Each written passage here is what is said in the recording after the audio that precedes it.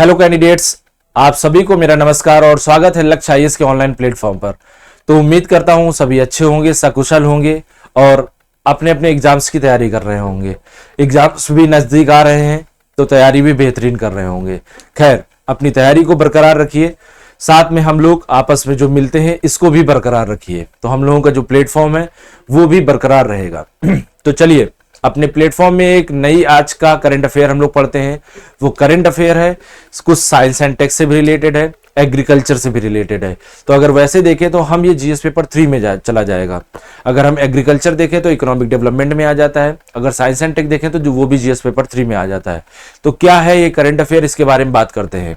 तो जैसा कि आप लोगों ने देखा, अभी तक साइंस एंड टेक कई चीजों में कई उन्नति कर रही है। जैसे कि अभी हम लोग करंट में पढ़े थे, कुछ दिनों पहले ही एक बार हम लोगों ने पढ़ा था DMH11 के बारे में, धारा मस्टर्ड के बारे में पढ़ा था कि एक बार न्यू दिल्ली में एक ऐसी मस्टर्ड या फिर सरसों की एक किस्म बनाई गई है जो पहले से ज्यादा, जो हमारी ट्रेडिशनल सरसों है उससे कम से कम 11% ज्यादा फसल देगी।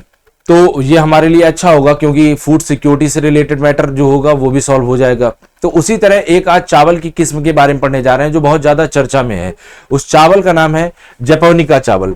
अब ये क्या है, इसके बारे में क्या करंट अफेयर है, सारी की सारी चीजें जानेंगे। तो सबसे पहले करंट अफेयर में हम लोग देखेंगे, द हिंदू में इसको पूछा गया है।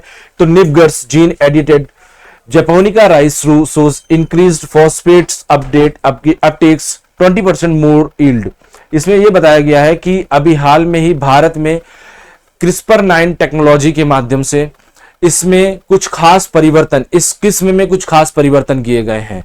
एक चावल है जैपोनिका चावल, जो वैसे भारत में नहीं उगता है, लेकिन इसकी लगातार वैश्विक स्तर पर मांगे ज्यादा हो रही हैं। तो भारत में साइंस एंड टेक्नोलॉजी को बढ़ाते हुए इस पर कुछ ऐसे परिवर्तन किए हैं कि इसकी उपज को ज्यादा से ज्यादा किया जा सकता है।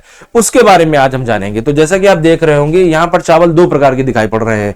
पहला चावल जो आपको दिखाई पड़ रहा है, ये क्रिस्टलिन शेप है, आपको थोड़ा सा गोल दिखाई पड़ रहा है और मोटा दिखाई पड़ रहा है। और दूसरा, आप जो हम लोग खाते हैं ट्रेडिशनल लंबा चावल होता है, पतला चावल होता है, और जो गोल मोटे चावल होते हैं तो हमारे यहाँ कहा जाता है ये पुराने चावल है, ये फिर ज्यादा टेस्टी नहीं है।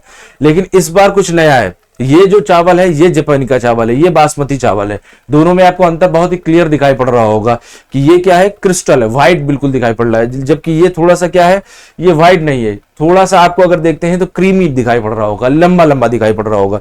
तो ये आपका कौन सा है, बासमती। जैपोनिका चावल ये है, इसके बारे में हम बात करेंगे। तो जैपोनिका चावल के बारे में हम बात करेंगे तो सबसे पहले बात क्या है, एक्चुअल में हमारे यहाँ national institute of the plant genome research, जहां पर जेनेटिकली जो चेंजमेंट किए जाते हैं पेड़ पौधों की, वहां पर रिसर्च होती है। तो कहां पर, नाइपगर में वैज्ञानिकों ने क्रिस्पर Cas9 प्रोटीन, एक जो क्रिस्पर टेक्नोलॉजी होती है, Cas9 प्रोटीन के माध्यम से एक जीन एडिटिंग की है। और वो जीन एडिटिंग किसमें की है, जैपोनिका चावल में की है।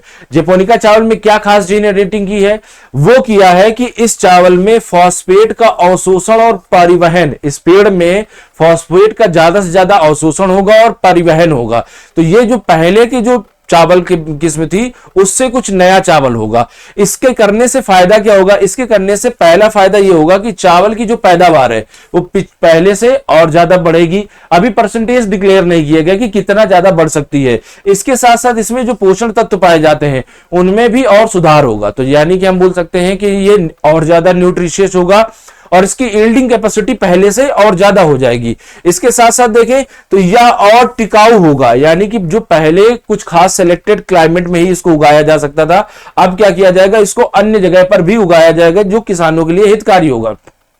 अब एक बड़ी सी आप फोटो देख रहे हैं, ये क्या है, ये दिखाया गया है एक जीन के बारे में। तो जीन आप जानते हो कि जीन कैसा होता है, डबल हेलिक्स मॉडल होता है। ये देखिए आप डबल हेलिकल मॉडल देख रहे हैं, तो ये जीन है। अब जीन में क्या किया जाता है, CRISPR-9 टेक्नोलॉजी क्या करती है, तो जीन का एक खंड जो किसी एक कार्य के लिए रिस्पॉन्सिबल होता है उसको क्या कर दिया गया है, अलग कर दिया गया है, और दूसरे खंड को क्या कर दिया गया, ये देखिए यहां से अलग किया गया है और इस दूसरे खंड को यहां पर जोड़ दिया जाएगा। तो इस दौरान क्या करनी पड़ती है, कैंची की जरूरत पड़ती है इसको कट करने के लिए। वो कैंची कहलाती है Cas9 protein, CRISPR technology. Cas9 कैंची, Cas9 सीजर होती है, वो जीन के ये इन खंडों को अलग कर देती है। और ये देखिए यहां पर ये हाइड्रोजन बॉन्ड से जुड़े हुए हैं, ये आप देख रहे होंगे। तो ये सारा चीजें अगर बायोलॉजी में आपने पढ़ी होगी तो समझ में आएगा आपको। और इसके हर एक बॉन्ड में एक खासियत होती है, इसका कलर कैसा होगा, ये कहां पर रुक सकता है, इसमें रेजिस्टेंस पावर कितनी होगी, ये पानी कितना लेगा, ये हीट कितना लेगा, इस तरह की जितने बॉन्ड होते हैं इन सभी के एक अलग खास कैरेक्टरिस्टिक होती है। और इसी के माध्यम से कोई भी जीव हो लिविंग, उसमें उसकी पहचान बताई जाती है। ठीक है, तो चलिए हम लोग आगे बात करते हैं। तो जापान का चावल है क्या, इसके बारे में बात करते हैं। तो यह एक जो चावल है, ये ओराइजा सैटाइवा एक नामक एक किस्म है, उसका ही एक भाग है। अगर इसके बारे में देखते हैं तो इसकी सैटाइवा की दो प्रजातियां हैं, पहला है जापानिका और दूसरा है इंडिका। ये दोनों अपने आप में बहुत बेहतरीन किस्म के चावल होते हैं जो जापान में उगाए जाते हैं। अगर हम देखते हैं तो यह परिवार किस परिवार का हिस्सा है, सिनिका परिवार। इसका एक चावलों का परिवार होता है, जैसे बासमती परिवार। तो बासमती कई प्रकार के आप देखते हो मार्केट में आते हैं, एक 100 रुपए किलो मिलेगा, एक 150, एक 200, 300, 400 रुपए किलो। तो एक ही परिवार के अलग अलग भाई बंधु हैं। तो ये जापानिका जो है ये सिनिका परिवार से रिलेटेड है, जिसका अगर आकार देखें तो चावलों का छोटा होता है, इसमें ज्यादा से ज्यादा स्टार्च होता है, चावल गोल होते हैं और जब बन जाते हैं तो ये चिपचिपे होते हैं। अभी हम लोग देखते हैं जो चावल खाते हैं, क्या कहा जाता है, जितने चावल अलग अलग हो जाएंगे उतना और टेस्टी दिखाई पड़ता है।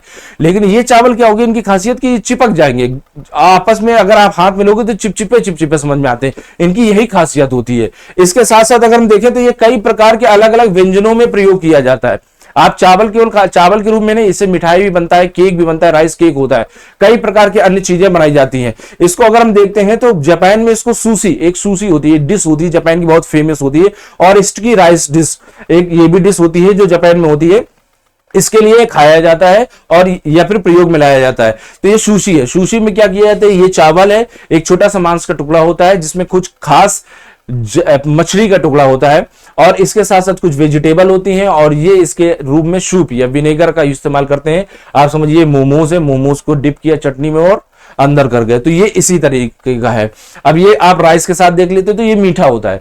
ये जो है स्टिकी राइस जो होता है वो थोड़ा सा मीठा होता है, लेकिन ये भी खाने में बहुत बेहतरीन होता है।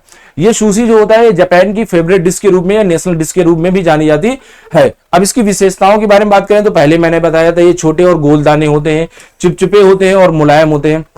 इनमें सबसे बड़ी बात जो है, इसमें जो कार्बोहाइड्रेट पाया जाएगा एमाइलोज पाया जाएगा और वो कितना होगा, लगभग 0 से 20% होगा।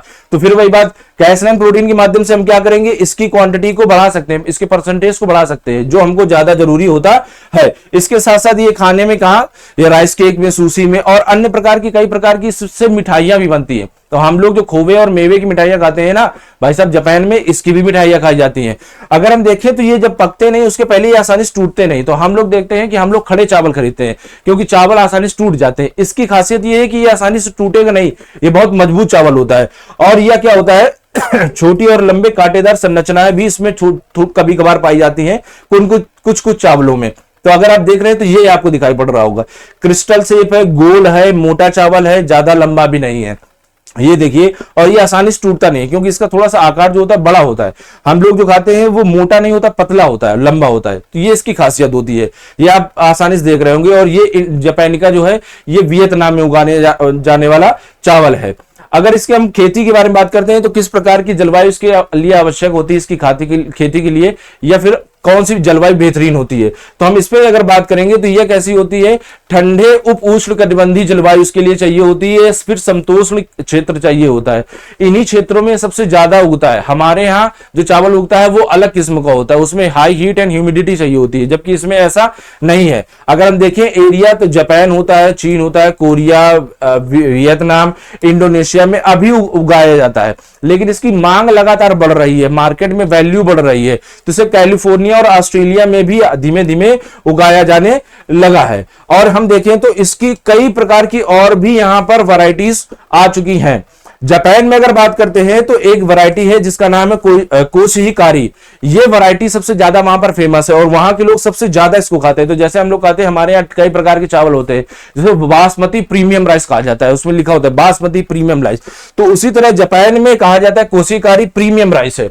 इसकी क्वालिटी सबसे अच्छी है, सबसे बेहतरीन है। वहां पर ऐसा माना जाता है कि अगर कभी फंक्शन वगैरह होगा या फिर कभी ऐसा हो कि पार्टी हो तो सबसे अच्छे चावल बनाने हैं तो कौन से बनाना है, यही चावल बनाना है। अगर हम स्वाद की बात करते हैं तो इसमें देखो स्वाद में क्या होता है, स्वाद का मेन होता है किसमें कितना गुलेटिन होता है। तो इसमें गुलेटिन बहुत कम होता है। गुलेटिन की मात्रा अगर कम होती है तो वो हमारी बॉडी में के लिए भी अच्छा होता है। दूसरा, हमारे जो जीभ होती है उसमें आसानी से उसका टेस्ट फैलता है और हमको ज्यादा से ज्यादा अच्छा लगता है। स्मेल की बात नहीं कर रहा हूं, स्वाद की बात कर रहा हूं। इसका स्मेल इतना ज्यादा नहीं आता है। जैसे कि हम लोग जो चावल बनाते हैं घरों में, उसकी स्मेल बड़ी अच्छी आती है कि एक घर से कहो दूसरे घर में उसकी स्मेल समझ में आ जाए, या फिर समझ में आने लगता है कि हाँ भाई साहब उनके यहाँ कोई एक अच्छा चावल बना है, तो इसमें स्मेल नहीं आएगी, लेकिन इसका टेस्ट अलग होता है क्योंकि ये गुलेटिन फ्री होता है और ये कई प्रकार के व्यंजन बनाए जा सकते हैं। तो ये जो है ये इसके लिए इंपॉर्टेंट होता है। इसके अगर सांस्कृतिक महत्व देखें तो जापान में, मुख्य रूप से जापान में और कई प्रकार के एशियाई कंट्रियों में इसका प्रयोग किया जाता है। ये भोजन में ही नहीं बल्कि इसको उत्सवों में, परंपराओं में भी इसको शामिल किया जाता है। उत्सव का मतलब होता है कि खास तौर पे सीजन आने पर एक उत्सव मनाया जाता है, जिससे उत्सव मनाए जाने के बाद इन चावलों को बोया जाता है या फिर उगाने की प्रक्रिया को शुरू किया जाता है।